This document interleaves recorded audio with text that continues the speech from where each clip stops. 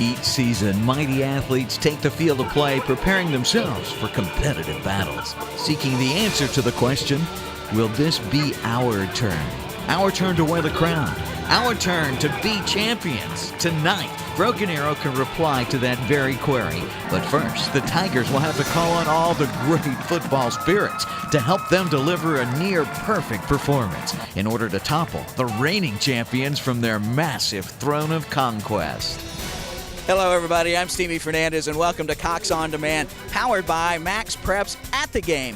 It's Halloween weekend, and there's no scarier place when you're trying to win a district title than right here in Jenks, America. It is going to be an amazing game because our Halloween treat is that we get to see two playoff caliber teams go at it back-to-back, as both of these teams have earned their spot in the state title race. Oh, and it's so much more than that for both of these teams because Broken Arrow hasn't won a district title since 2003, and a perfect season could mean that Jenks could get the home field advantage throughout most of the postseason play. Last season, Trojan quarterback Sawyer Cole Morgan connected for over 350 yards and 4 TDs to defeat the Tigers 42-24. And tonight, the Jenks running attack becomes even stronger with the return of injured starter Zach Langer. Both Jenks and Broken Arrow come out looking very prepared for tonight's contest. The Trojans get the ball first on their own 25, where it appears business as usual, driving the ball down the field with this strike from Cole Morgan to Brandon Kitchens for 11.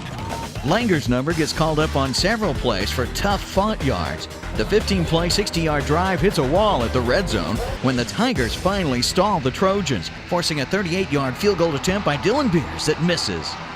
After swapping punts, the Tigers find themselves on the Trojan 11 and showing they too have a rushing threat as Richie Freesting bowls through Jenks defenders on this 10-yard scurry, which is just enough to get the fans fired up for action. But be careful what you wish for.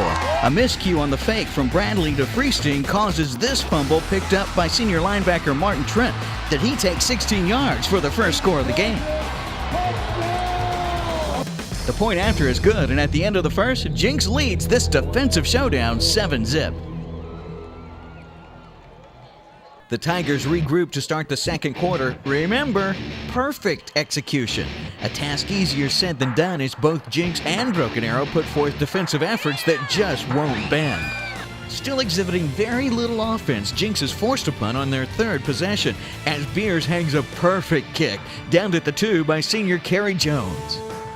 Starting their fourth offensive series of the game with horrible field position, lightning strikes for Broken Arrow as Freesting finds a huge hole up the middle and dashes 79 yards down the field to the Trojan 19.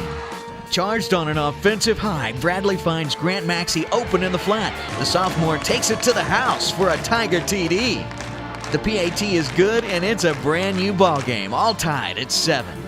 The cry for defense echoes through the stands, and both sides answer that call with impenetrable muscle, putting a stop to each team's scoring efforts.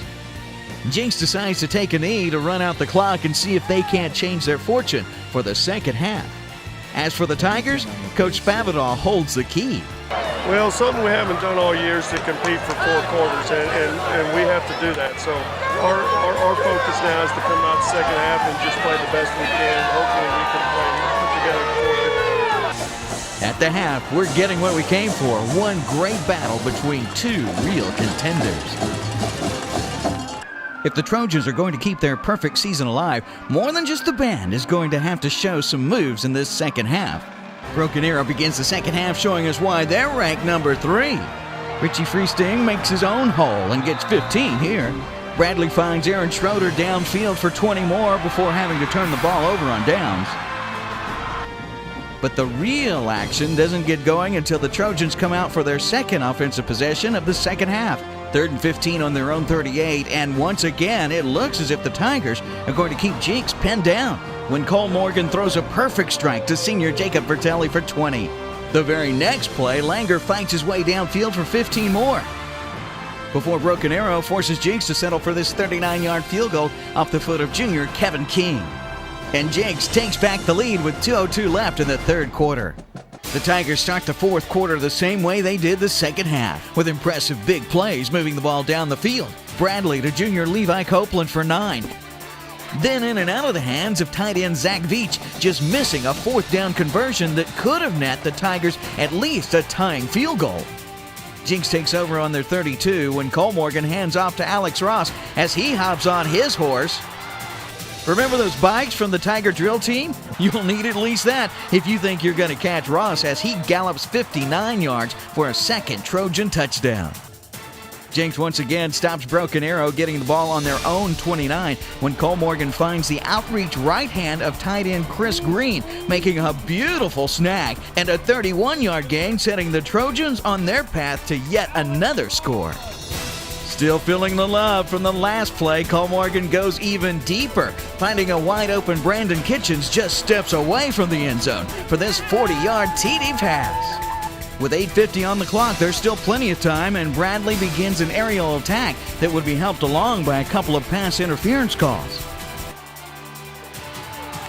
The Tigers knock on the door, moving the ball all the way down to the Trojan 20 before a missed field goal from 37 yards out ends any hope of a 2010 district title for these Tigers.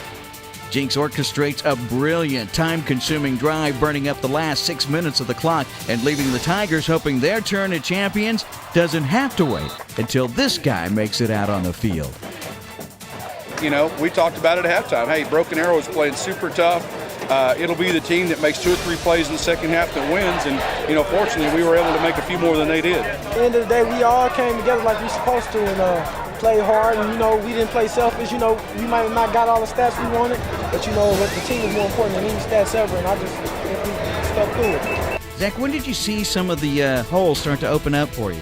I mean, their dog linebacker was he was playing hard in the first half, and he was like always on the same side that I was running to. So once we got that figured out, I mean, the outside was pretty open. We got a couple sweeps to the outside, and they were really open. The holes were just getting a lot bigger. Our offensive line just did a great job. They were out there blocking really hard. You scared us when you went down in the fourth quarter. What happened?